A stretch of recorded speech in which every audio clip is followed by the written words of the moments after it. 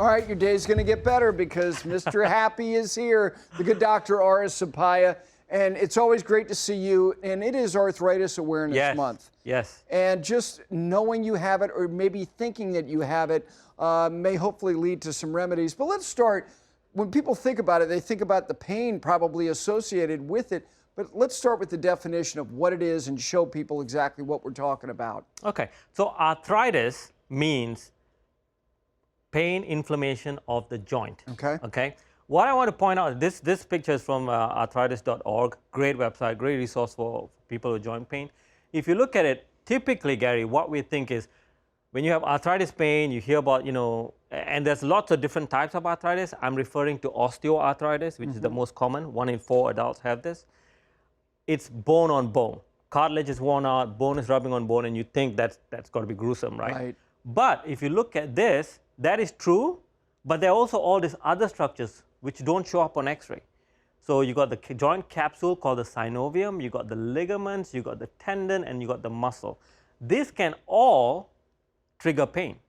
Okay, so it's not just here. This is why sometimes you will see in clinical practice someone with severe pain and the X-rays don't look so bad because the pain is coming from these other structures, which becomes important when you start treating this. Okay. Okay, so that's a very good way to think about arthritis. It's inflammation of the joint, and the joint's not just the bone, it's tendons, ligaments, and tissues. Okay, Doc, then how do we deal with this? I mean, there are a number of things, and some of these you're going to have to explain a little bit. Okay, so one thing that's first and foremost, if you can take the pressure off the joint, okay, every pound of weight that you carry more than you should is putting pressure on the joint. So one of the things you can do is get something called an unloading brace. Okay, typically with arthritis, the joints are in an abnormal position. So if you can keep them aligned and take the pressure off them with a brace, that's point number one. Okay.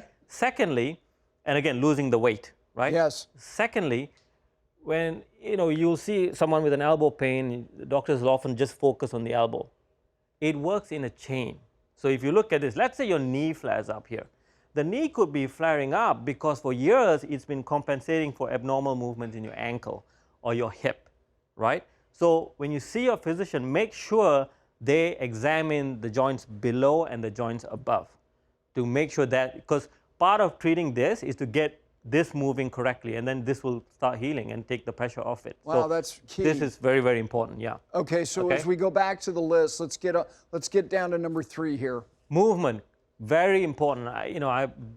People will say, my joints hurt, I cannot move. Well, even if you're not walking, even if you're sitting stationary, moving the joint not only helps with the other structures we talked about, the soft tissue, the tendons, the ligaments, it helps strengthen them, so taking away the pain, but also it lubricates the joint.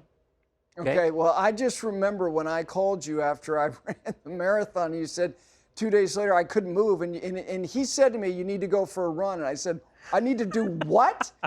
I did, went to a movie, and when I walked out of the movie, I was totally normal. Gentle. Yes. Yes, correct. Movement is what your joints need. Yes. So when you have arthritis and you think, oh, it's hurting, I shouldn't move it, well, you can move it just very gently. And that helps lubricate the joint. Okay. And then an anti-inflammatory diet, really, really key.